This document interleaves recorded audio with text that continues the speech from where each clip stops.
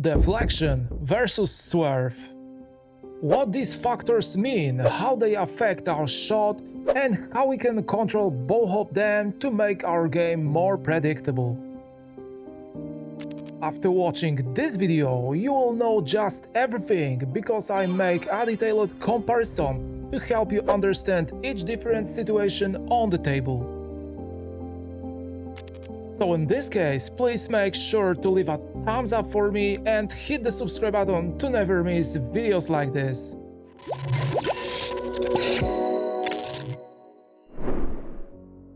Deflection and swerve are factors that occur when hitting the cue ball on its side points. When we hit the cue ball at the center, it always goes along the natural line of the shot. But if we apply English, then the cue ball after hit deviates from this line and goes in a slightly different direction. Deflection means that if we hit the cue ball with English, it deflects from its natural line, and how much it deviates from this line highly depends on the tip offset from its center, speed of the shot, and the quality of equipment. Deflection always pushes the cue ball to the opposite side of the given spin, so if we apply right-hand English, it goes to the left, and if we apply left-hand English, it goes to the right. But in most cases, deflection is much more visible on high-speed shots. The situation is a bit different when we talk about swerve. This time, during a hit with English, the cue ball deviates from natural line of the shot and after some time comes back to this line or very close, following a curved path. And this is caused by the fact that cue ball rotates with side rotation, and this rotation causes it to grab the glove more, which changes its direction. A very big influence on how the cue ball will behave after this hit is the tip offset from the center, speed of the shot, and elevation of cue. But this time, swerve is much more visible if we use low speed on the cue ball, so at this moment we can spot the first significant difference compared to deflection. To find all important differences, I need to show you these two straight-in shots, where in the first scenario we experience a low-distance shot, while in the second one we need to play a long-distance shot.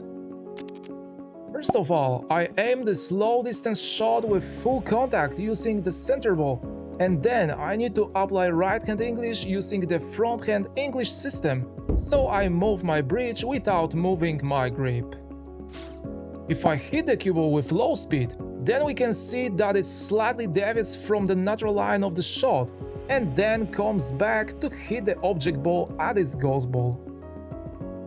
So there was dominance of swerve because deflection was almost not visible due to low speed applied to the cue ball. But the situation is different if we do the same actions, but this time use medium speed.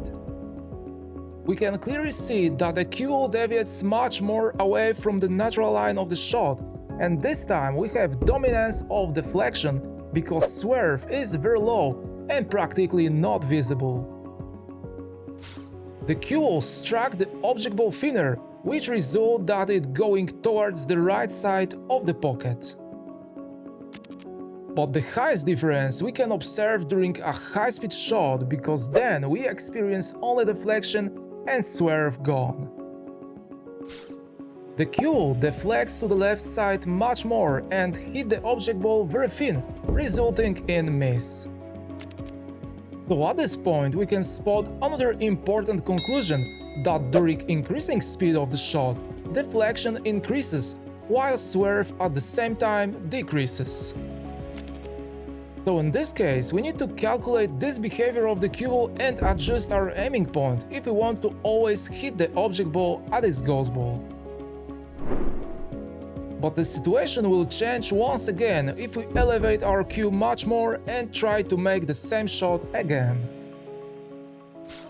If I hit the cue ball with right-hand English and low speed, then we can see how the cue ball curves much more than before and hit the object ball very thin on its right side, resulting in a miss.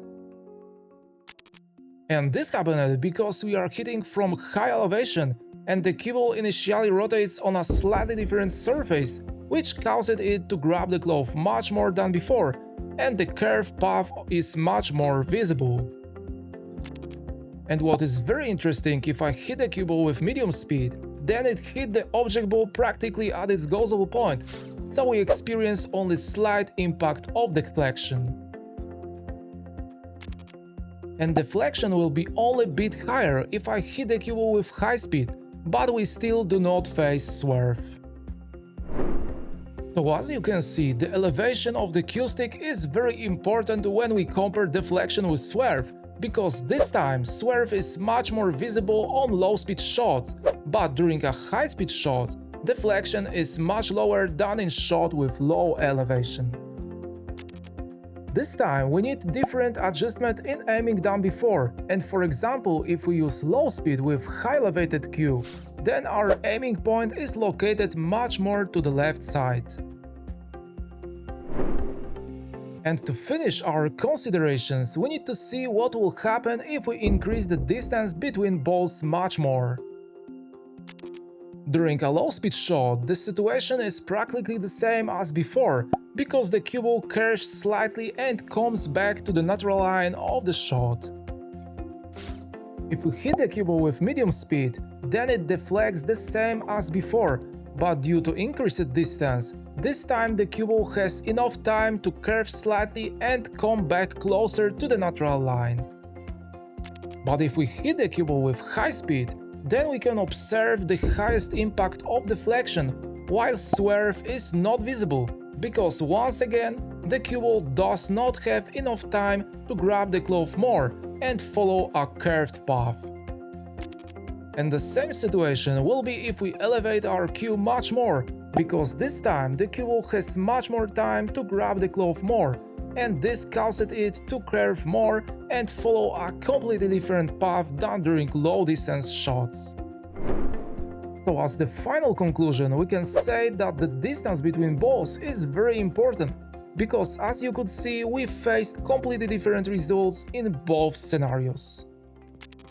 We need to keep these aspects in mind during shots with English, because each different shot requires different adjustment of aiming to always hit the object ball at its goal ball. So in this case, you need to remember about deflection and swerve and what impact they have on your shots, because then I'm sure you will be able to execute shots accurately and consistently. I hope you enjoyed my comparison of deflection and swerve, and if you found it helpful, then please consider leaving a thumbs up for me and hit the subscribe button to never miss my new videos. Thank you very much for watching, and I hope to see you in the next lesson. Take care.